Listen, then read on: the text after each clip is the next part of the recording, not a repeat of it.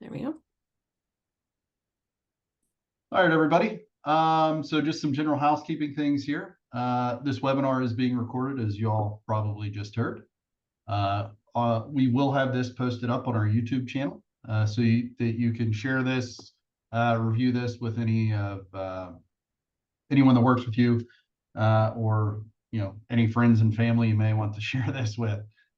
So we will be doing some polls here, as well as some Q&A towards the end of this. So any questions can be entered using the Q&A function. If you are registered, you will receive an email when the recording is available. If you have any questions, I'll be monitoring the chat here for staff. Just feel free to pop them in the chat at any time. Thanks, Jamie. All right. So staying aligned, IR program maturity. As you all know, I've been in incident response for over 10 years, and this topic is near and dear to my heart. Coming to TrustedSec and being on the maturity team has definitely allowed me to, apply all the things I've learned in incident response while helping some of our clients do some assessments. So what better than to help you all out and bring some knowledge on the IR front. As Jamie said, who are we? TrustedSec. We were founded in 2012 by Dave Kennedy. We are expanding, and our global headquarters is in Cleveland, Ohio. This whole webinar and pretty much everything we do is product agnostic. So, it's just some good general advice, just trying to keep everybody safe and, secure.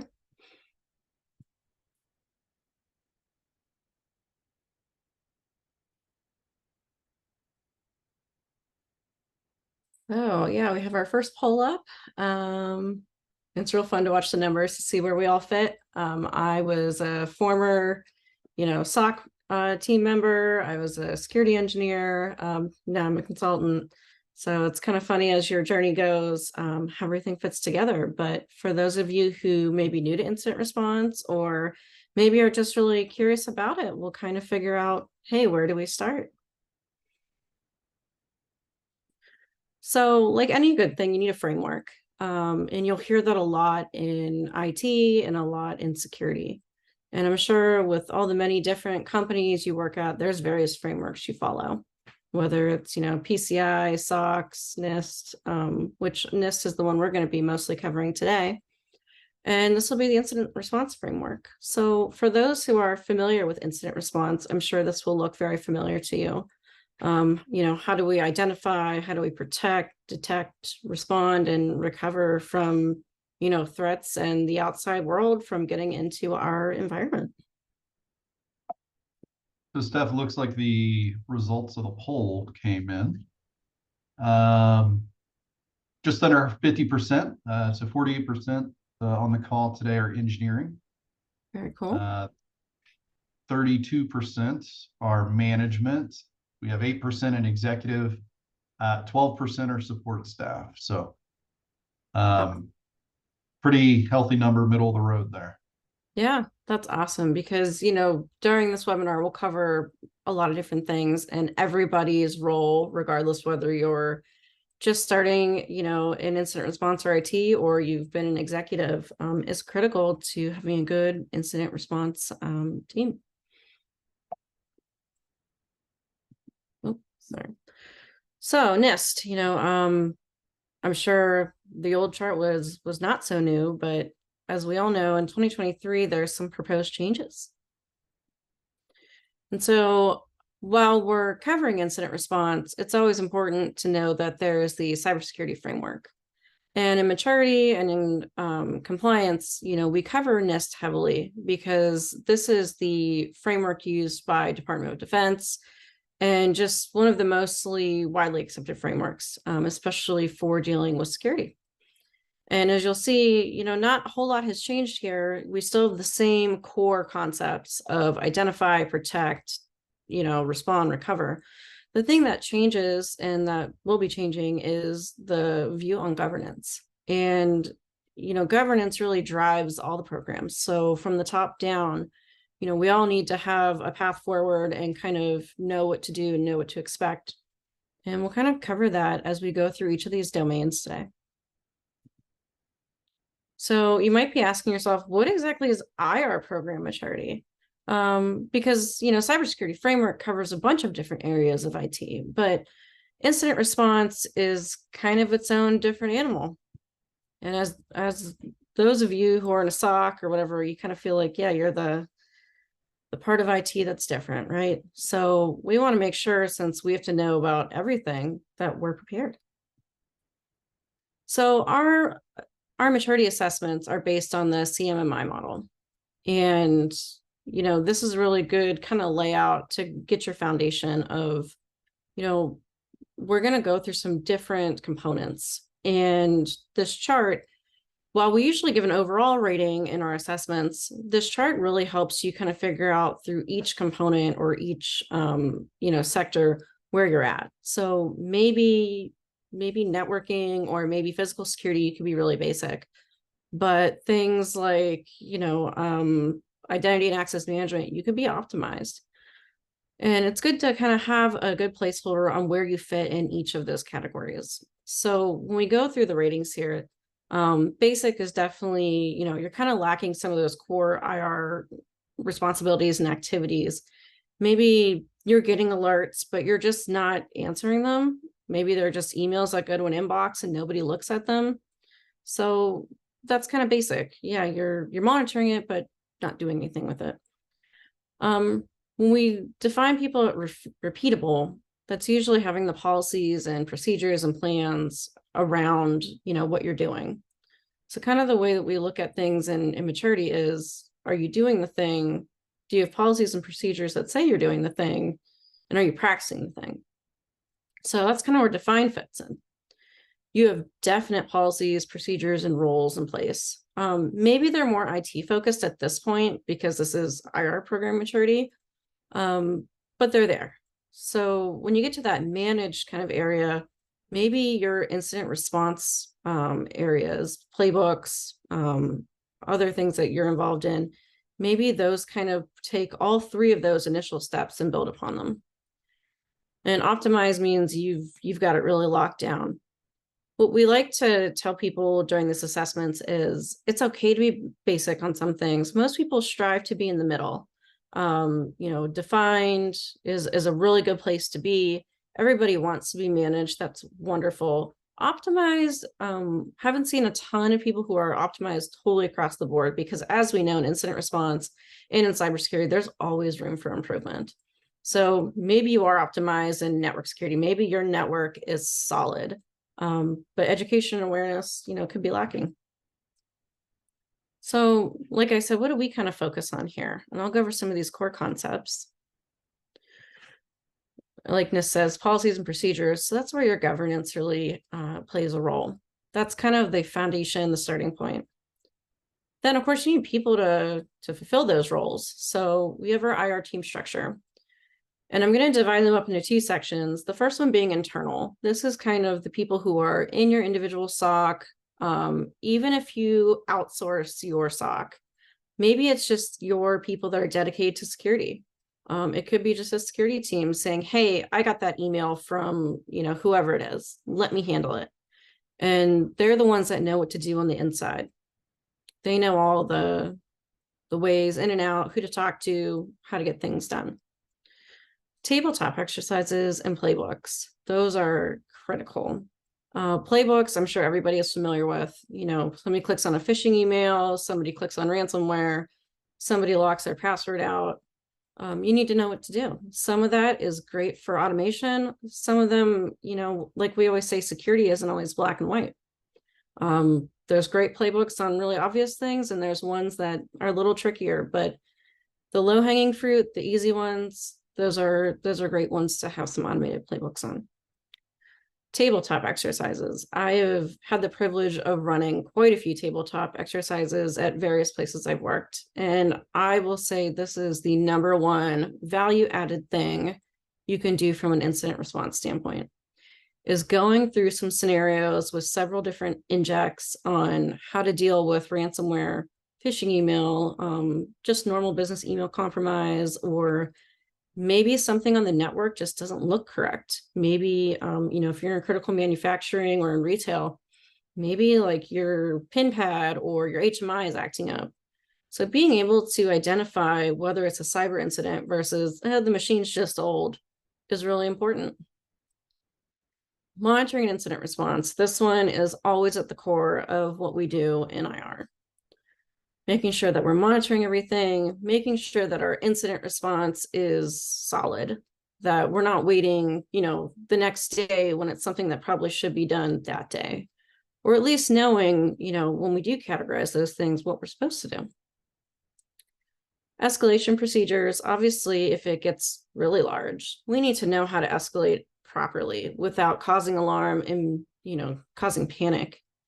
So that's kind of the stressful part of being in the IR team. And even for, the help desk or executives, is knowing how to escalate those things appropriately and efficiently. So the team structure for IR externally is also important.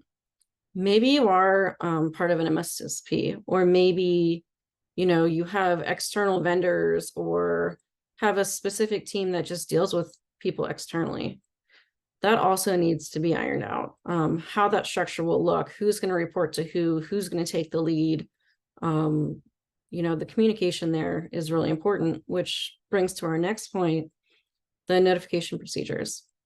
So this is also, from a legal and regulatory standpoint as well, but notification procedures also include third-party vendors.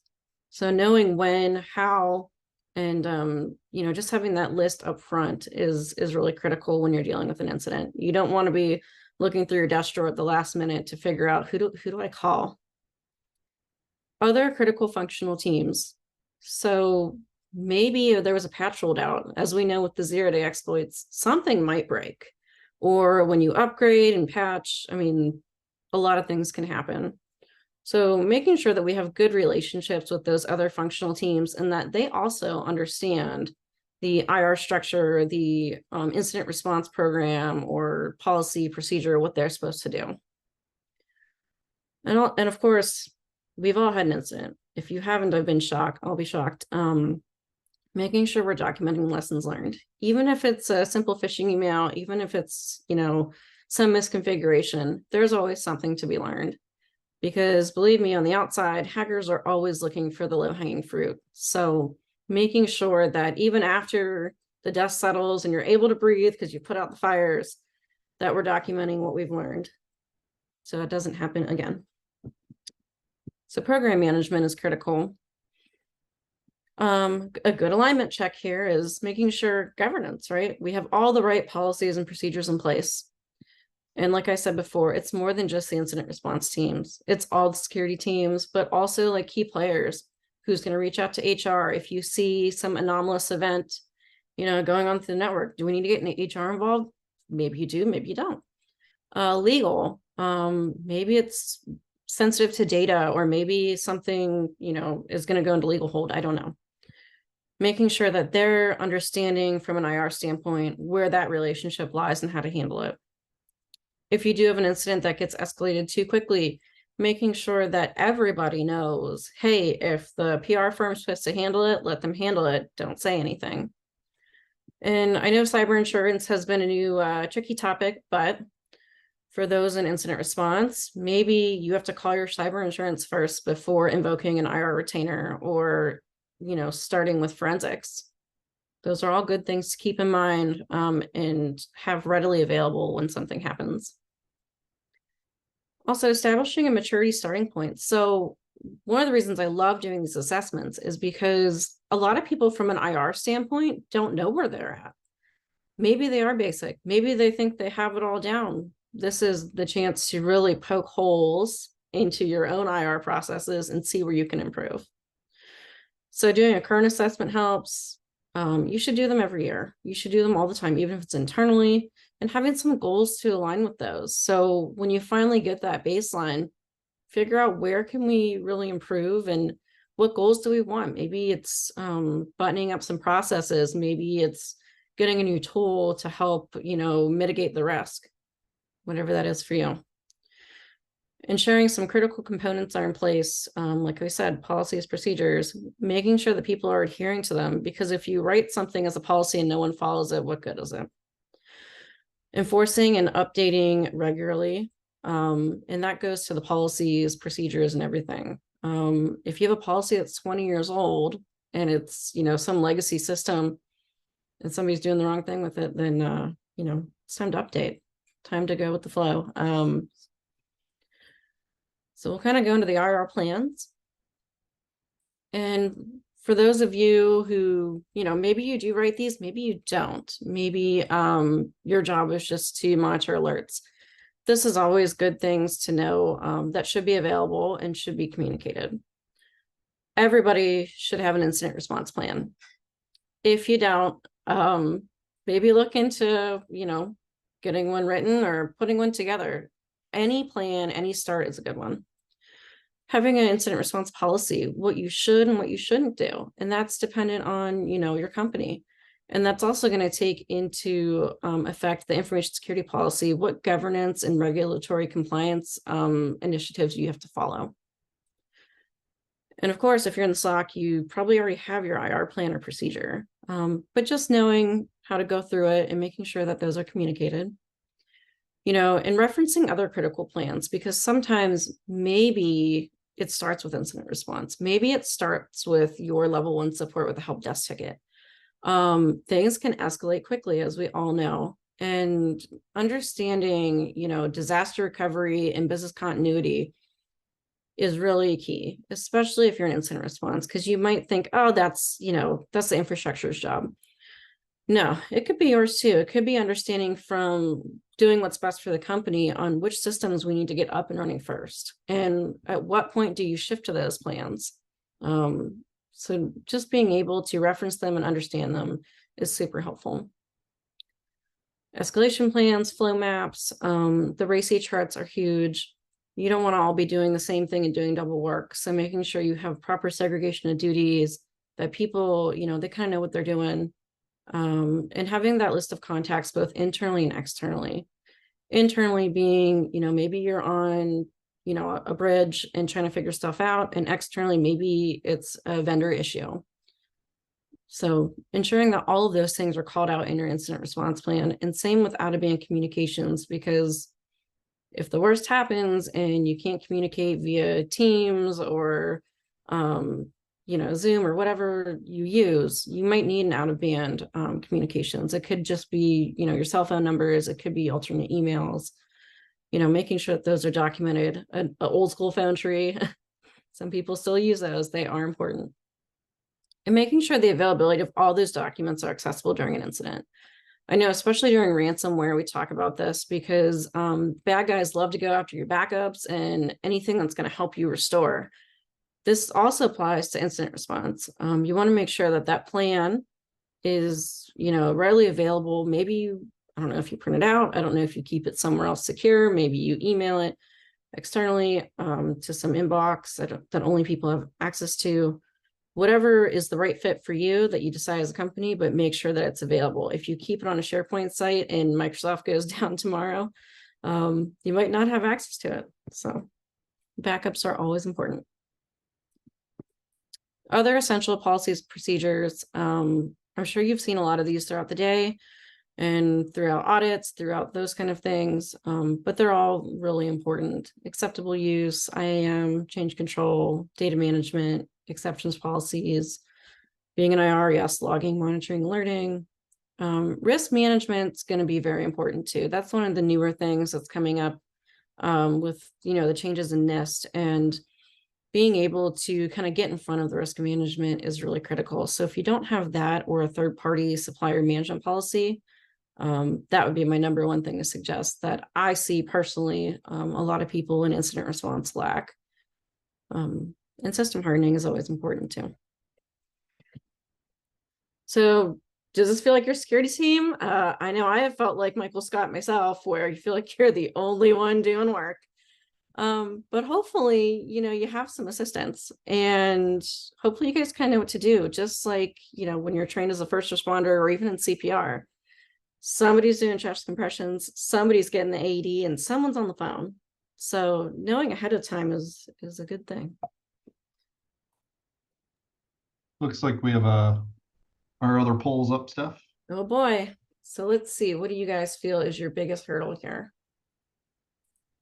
I would say, yeah, communication. And I would agree. Yeah, playbooks are good. Resources. I know we all feel like we're a one-man band. So those are some really good answers, especially governance, because I think, that kind of gets left on the shelf sometimes.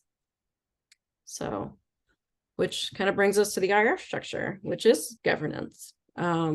Making sure from the top down that you have everything covered from that C-level, that you understand as a business, kind of how the business functions and what the priorities are. And management, they're kind of the middle people between the executives and maybe you're an engineering or the SOC, and they can really kind of deliver the message of why this is critical, why this is important, what this initiative's for. Because, somebody who sits and monitors stuff all day, you might not realize, oh, well, we have this audit coming up. But some of those tools and some of those things that we do in incident response apply to other audits and other assessments. Level 1 support is really important. These are the people that are maybe helping just triage after the help desk comes in. So they're pretty critical too, because they have to get all the notes. And sometimes when you're in the middle of an incident or it gets to that point, you don't know what pieces you're missing. So they're really critical people to just be calm, describe things, type as much as you can. In incident response, I mean, I would rather document more than less, because you never know what you're going to have to go back to. Timestamps are always important. And just that initial, triage. The help desk. The help desk is so important, especially, when it comes to seeing weird things pop up on your desktop, phishing emails, account lockouts, just normal help desk ticket items that you think, oh, it's not a big deal, I just locked my account out. But it could be a big deal. It could be some system that shouldn't have your credentials, or could lead to a bigger issue. So the help desk really is critical there, and everything should probably start with a help desk ticket. At some point you may have to reference that, and they are great for tracking metrics. So end users, we're all used to that, click the phishing button, report the phishing email. Oh, I got to do security training this month. And, for all of you, October is Cybersecurity Awareness Month. And that's, the end users are the most important, because it only takes one person to click on the wrong phishing email. And it could be any of those level of people. It could be an executive, it could be management, it could be, an engineer, it could be help desk. And, you want to make sure that everybody knows what to do and does the right thing. So if you do accidentally click on it, you put the ticket in. And that's used for, helping track metrics, reporting. If it's not a big deal, then you close the ticket and do lessons learned. Maybe we need to launch more phishing campaigns. I don't know. If you're using an MSSP too, their level 1 support's really important on how you communicate with them from an IR perspective, because, they're there to monitor your environment, but on the inside, your environment the best. So making sure that the triage and everything is being done, and all the due diligence is being done along with it. So we'll kind of go into the monitoring and incident response side of things. So I'm sure, being in security, a lot of people know, well, we monitor everything. There may be things we miss. External activities, I mean, some stuff is noisy, sure. But before a lot of compromises and a lot of big business decisions, people love to scan your network. So if you see a lot of noisy traffic and it's coming from somewhere weird, or something doesn't feel right, you should question it. Firewall logs are great, and they're important, especially that's where, most of the VPN activity comes from. So making sure that we know what's going on throughout the network on the outside, coming inside, making sure there's no holes there, there's no gaps, there's no, split tunneling, none of those bad cyber hygiene things going on. Because once they're on the inside, they're in. Failed authentication for anything related to the domain. Anytime you see an account lockout, I mean, maybe it's just once, it's okay. But if you see repeated ones, it's something that really should be escalated and should be documented. And this isn't just for, SOX and PCI and other purposes. It's really to help the incident response side of the house too. All the endpoints should be monitored. If you have something that's provisioned, you should go through a standard hardening practice of making sure that every endpoint is enrolled, every endpoint is covered, that there's no odd laptop sitting in a drawer joined to the domain that doesn't have, your endpoint security on it. This includes bring your own device. If you get a new phone, I know some people have talked about SIM swapping, making sure that there's one device per user, because, if you lose your phone and somebody else finds it, if you don't have a way to wipe it, that could be a real problem. Physical security and other things. I know a lot of people are remote. Some people are going back to the office, still, applying those good hygiene type of things. No piggybacking, don't leave your badge laying out, plugging in flash drives, don't pick up flash drives in the parking lot if people still use them. Hard drives, cameras, those IoT devices, everything that you should monitor that's connecting to your network is really important. It's not just, servers and endpoint devices. Third-party events, anything that, one of your third-party service providers might have going on. I've been at places where they have sent out phishing emails from their own email address and they didn't know it. So there needs to be a process for that as well, because somebody could easily forward that and then you're compromised. Server and domain, always monitoring those. That's just, standard. Especially application and SDLC environments. Now with stuff going to the cloud, this is more important than anything. Trying to getting to the DevSecOps, lifestyle there, where security is really involved with what's going on in the application and SDLC space. DLP and email gateways, of course, monitoring what's coming in, coming out, and anything that's going on in the cloud or with SaaS or DaaS providers. So as we all know, the incident response essentials, education awareness training is always first. We all need, even as incident responders, you need to know how you're going to handle something. You need to know what the newest threats are. So I know some of the training might seem corny, but it's there for a reason. It's there for everybody to be like, did you do your training? How'd you do? What's your password? I'm not going to tell you. There's fun ways to do it. Dashboards. I love dashboards, especially, for those critical systems. So making sure everything's running smoothly, just giving you that one pane of glass to look at can be really valuable as you're checking in throughout the day. The playbooks, of course, are always important, whether they're automated or manual, just helping you stay aligned. Making sure that you're checking in with the risk and vulnerability management teams too. They're scanning, they're also part of security. I know some people are siloed, but making sure that you're taking that holistic approach of keeping the entire network secure. And checking in daily. Maybe you check in the morning, at lunch, in the afternoon, maybe you're doing handoffs.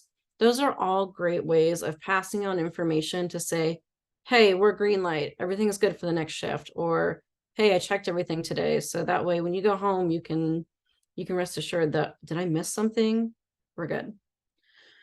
Collaborating with other IT teams and critical teams. Like I said, it could be some new CV out for, hardware. I don't know. You're going to need to know who to talk to and how you're going to work together to get those patched and updated and mitigated.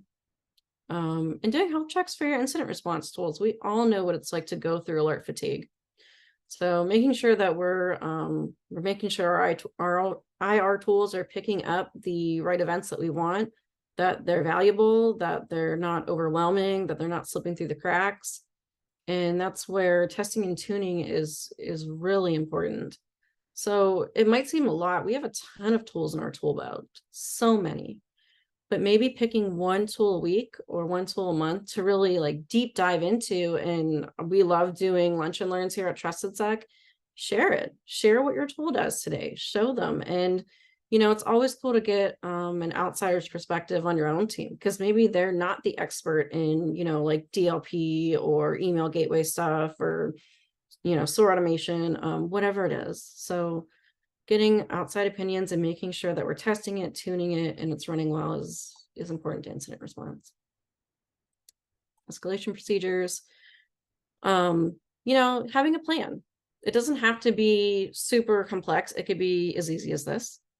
But making sure that we have all the critical pieces of preparing for an incident, triaging the incident, containing the threat, vulnerability, whatever's going on, eradicating it, recovering from it, and learning from it.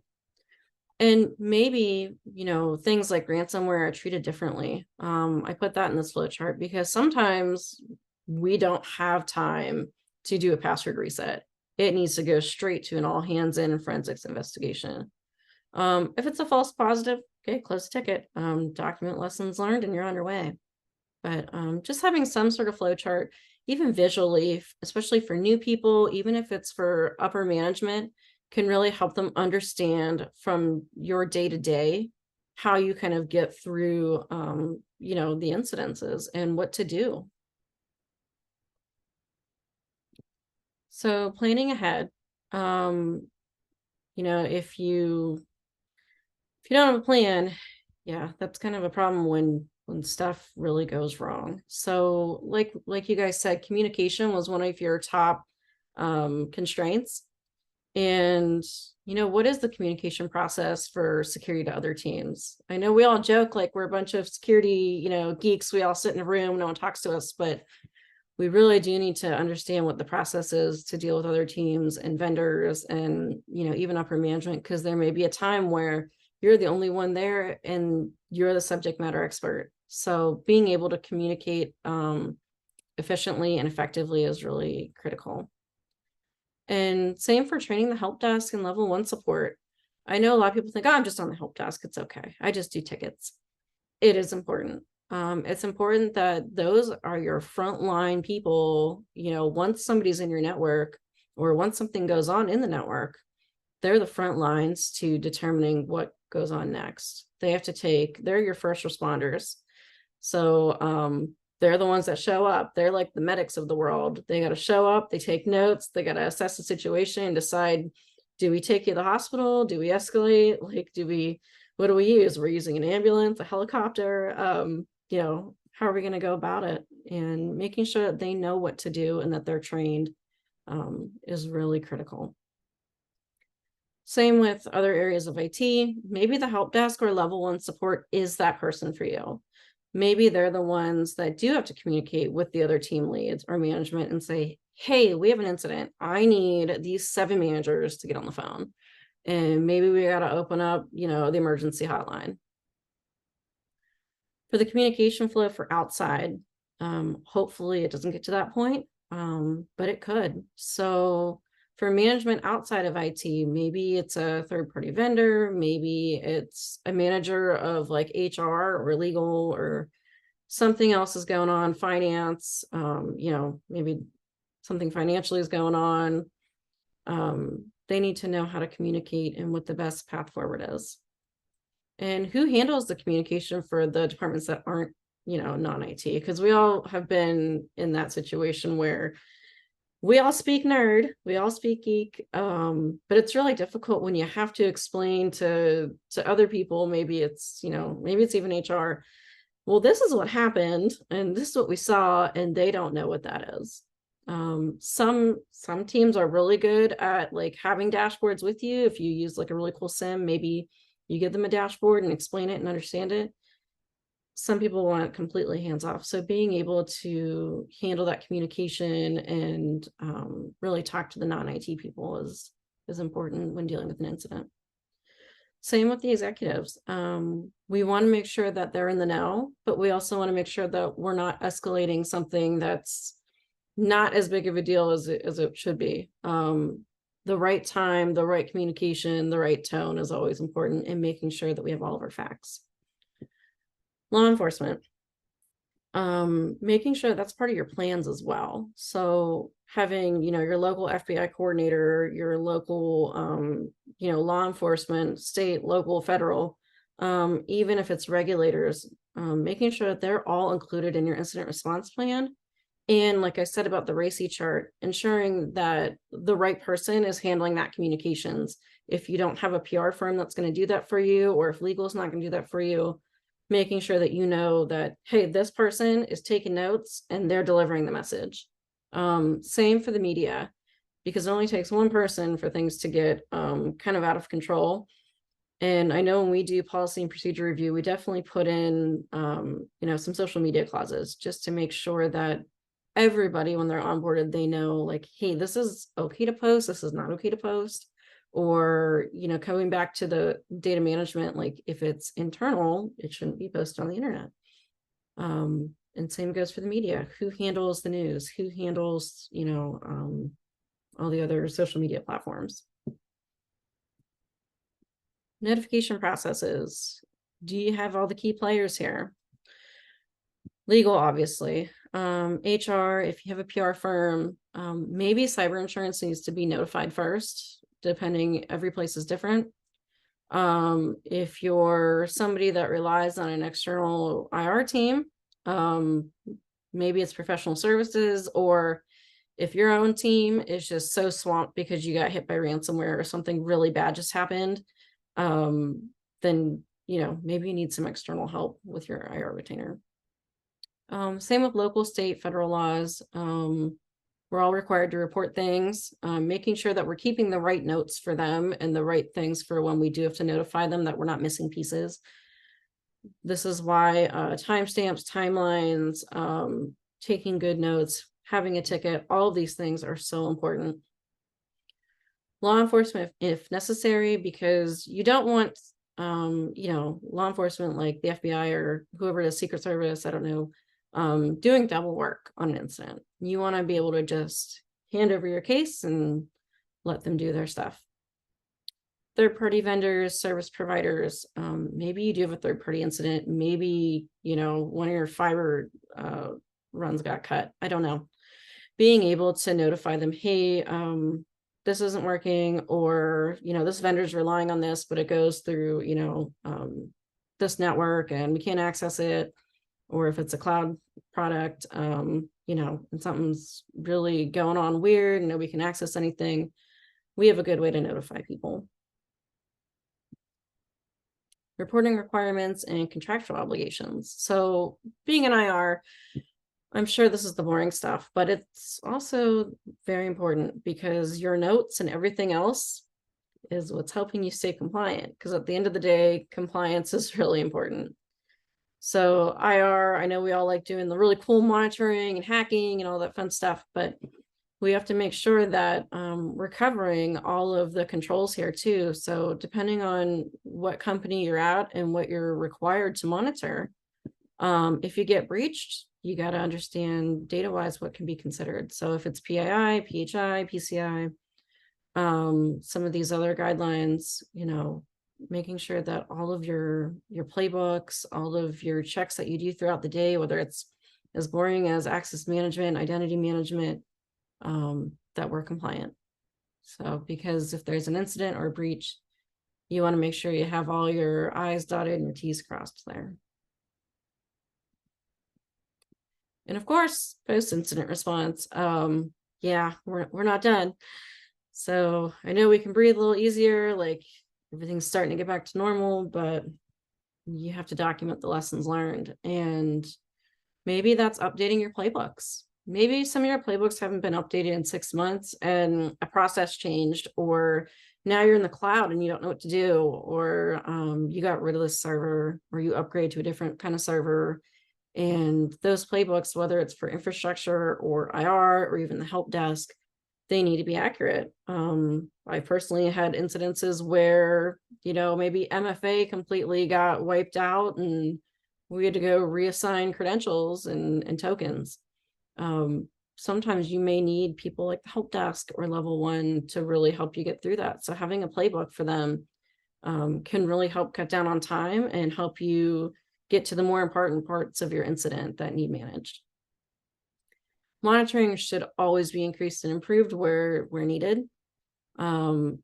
If you catch something early, great. You're doing some awesome monitoring. But if there's a new server stood up or a new instance in the cloud stood up and it didn't get picked up in time, that could turn into a problem. So that's why testing and tuning is really important too, making sure that those tools can pick up those things at the time that you want them to, not after the fact, not after an incident. Nobody wants to go through the raw logs and say, oh, that's where it happened and we weren't logging in at that time. Performing tabletop exercises, again, so important, and do it at every level. Do it for the help desk, do one just for the executives, do one just for the IR team, do one company-wide. Everybody loves to participate.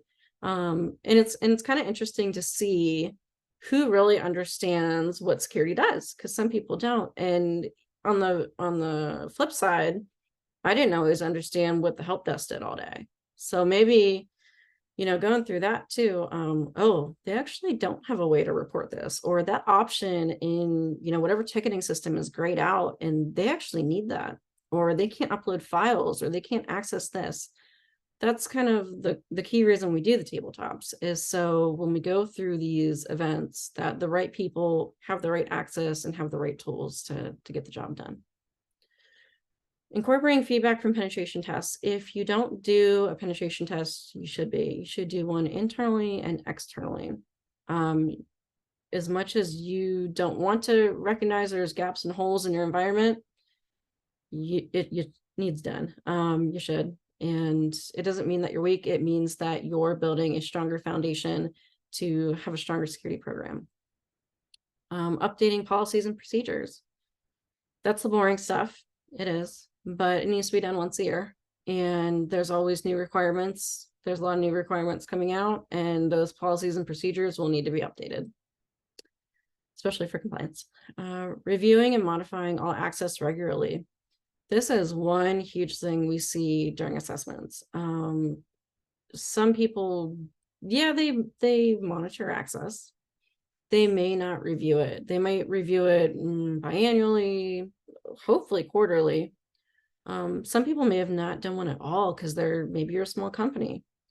You need to start somewhere. So, review the access, modify it. Does your admin really, and I mean like, your executive's admin, do they really need local admin rights on their laptop?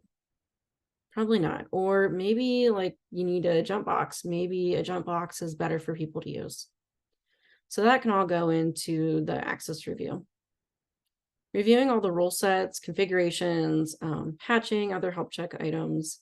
I know that seems like an infrastructure job, but making sure, when you're doing incident response, you need to understand the firewall rule sets. You need to understand how things are configured. You need to understand the patching process. So that way, if it is, time to patch and something happens, maybe, oh, we got to roll this one back. We got to roll it back, and we got to help, provide some additional controls. Or if there is a new 0-day, making sure that we get the patch rolled out correctly. So security really does have an important part there with infrastructure. Tracking metrics, and keeping a secure incident response log or repository. I know nobody wants to admit that they got breached or that we had 800 people click on a phishing email today, but those metrics are helpful. And, it's really cool. I've helped launch a lot of education awareness programs at different places and been part of them and help improve them. And it's really cool when you get to see people that actually like they'll IM you, or they'll be like, oh, you didn't get me this time. I knew it was a phishing email. So it can be a good thing. We never want to shame our users, but making sure that we are tracking the security metrics and tracking those incidences and keeping a log of really, maybe the really important things, maybe it's some really severe incidences, and knowing how to learn from those. Same for like new people who come in and people who leave. Um, you don't always know who's going to be the next admin in the system. So if they're able to go through there and say, oh, this happened and this is how I deal with it, that's really helpful for the next person. If you're really interested in reading a bunch of NIST articles like I do, they're here. There's some really good blogs, some really good performance related things. And, I really appreciate everyone hopping on today. Jamie, was there any questions that we want to maybe answer? Yes, so we do have a few questions in the chat here. One coming from Andy Gill is referencing the 11060 framework from CrowdStrike. So it's typically within the incident response of the different stages really responding. So for the other people out there that may not know, it's basically that you want to have time limits set. So basically you want a minute to detect a breach, 10 minutes to investigate, 60 minutes to remediate said breach. So I can jump in a little bit, Steph, if you want, but and if you want to give any thoughts. I didn't have a whole lot of thoughts on the CrowdStrike part. I'm also reading through some of Andy's other comments. Yes, I'm aware staying aligned is not a Bee Gees song, but I did kind of name it after that because that's how it feels. Yeah, CrowdStrike, I think I've used. It's a great tool. The slides, this will be posted on YouTube, so you can always go through them for anybody who wants this information. As far as the frameworks, I mean, there's a ton of references for NIST too. Yeah, I really directly referencing the 11060. So obviously, like that is a very good framework to try and hit when you're doing incident response. You want to have those goals. The one thing that, within our side of the house being of the maturity side, there's really a realization around it's a very gray environment depending on the industry or the organization you're at. So if you are at a small business that only has one or two resources, you may be able to achieve the 1 minute to detect. Yeah. But again, this comes down to what sort of budget do you have that your company is going to spend on the tool sets required, as well as the resources required to manage such tool sets and receive alerts. Because a lot of this may come down to, you'll see in smaller companies, you'll have an infrastructure person that's wearing many different hats, and cybersecurity is just one of them. And then the incident response is sort of an out-of-pocket thing that they've got to figure out that isn't always their day-to-day. So really thoughts on it? Like, yes, it's a great framework that they have that they put out there to try and hit, but achievable for a lot of companies, yes, but also for a lot of other companies that we see that are just kind of down lower in maturity levels for their cybersecurity practices, it may be more tough.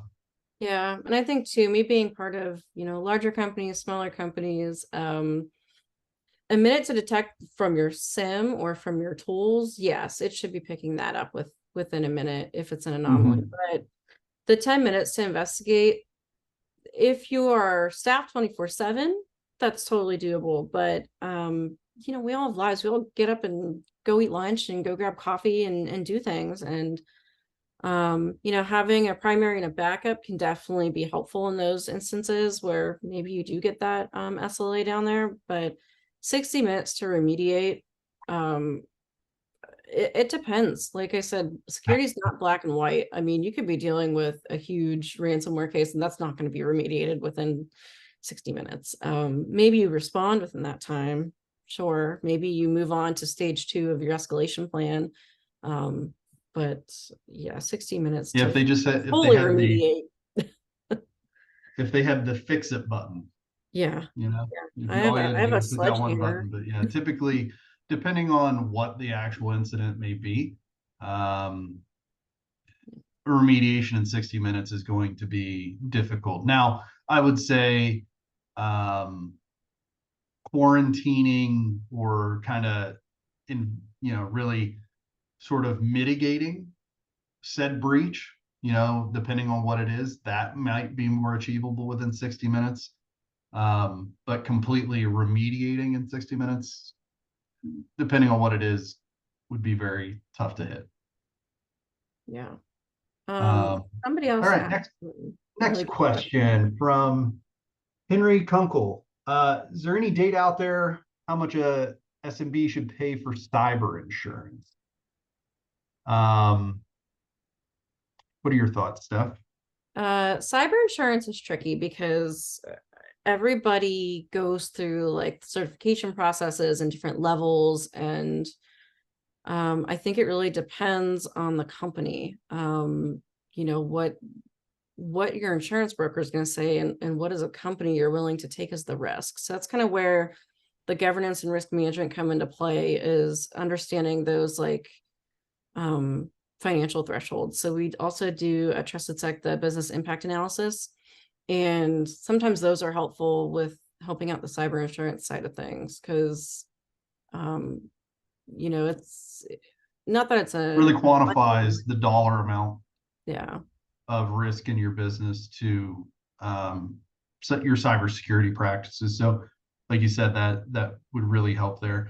Hey, coverage wise, typically you're seeing, kind of $1 million in coverage. Cost wise, it's all over the map anymore. A lot of the providers are not even carrying cybersecurity insurance anymore, just because the amount of claims that have been made on it used to be very cheap. And then everybody started getting popped and filing claims. So typically costs are a little bit all over the board. We've seen a lot of customers that are just self-insuring. We did a webinar a couple years ago now around cybersecurity insurance, kind of what to look for. And that's really that trend keeps continuing. More providers are dropping out of the market. Premiums keep going up and up and up, and you're seeing less benefit as a customer to do that. All right, anonymous attendee. What's the difference between IR policy and IR plan? Well, the policy tells you what you should do as an analyst, like, the things you should be doing, shouldn't be doing. The plan is really how you do it. So the plan tells you who's responsible. You might have like a cool matrix in your plan. Maybe like, you have your SOC lead, your analysts. Maybe you designate, one of the managers on who's going to reach out to HR or legal, or just even having the representations in there. So the policy is saying what you should or shouldn't do. The plan is kind of how you do it. All right, and then the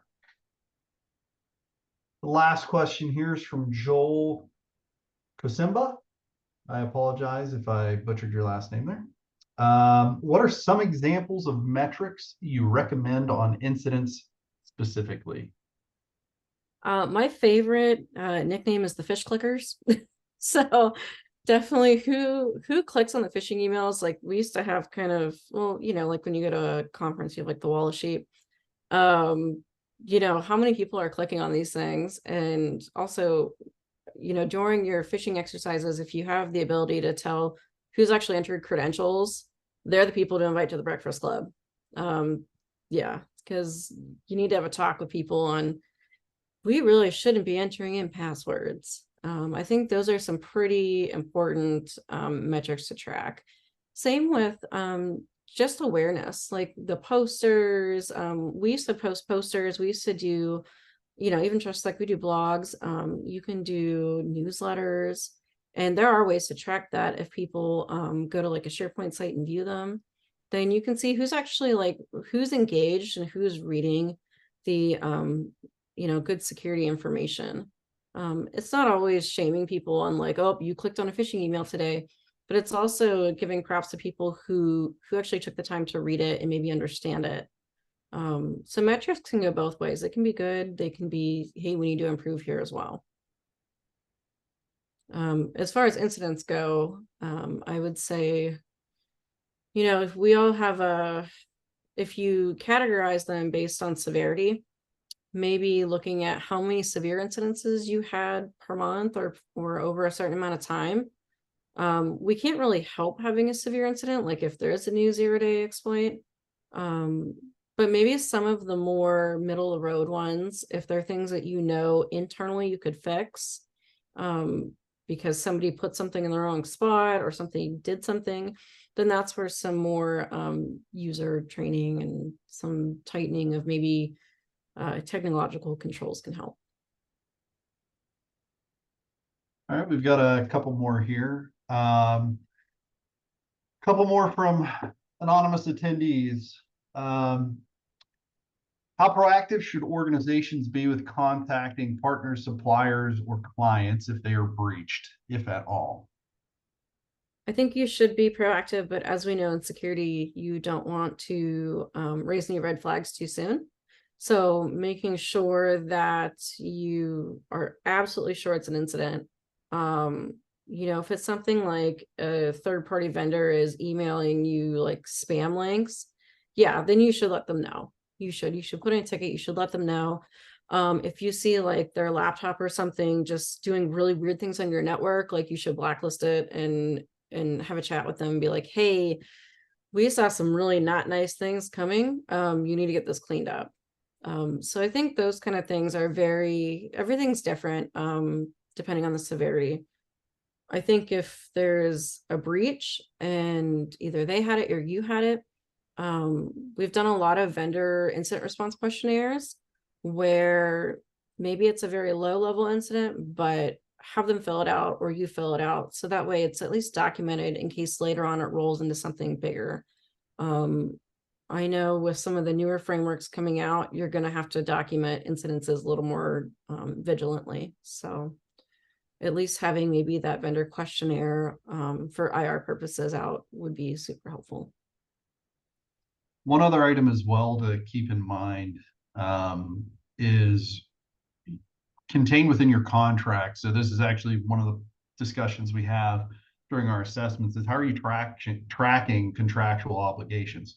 So contractual obligations don't always mean, dollars and cents or things being passed back and forth. There might be requirements around like right of notification. So if you do have a breach, you may be contractually obligated to notify certain third parties that you do business with.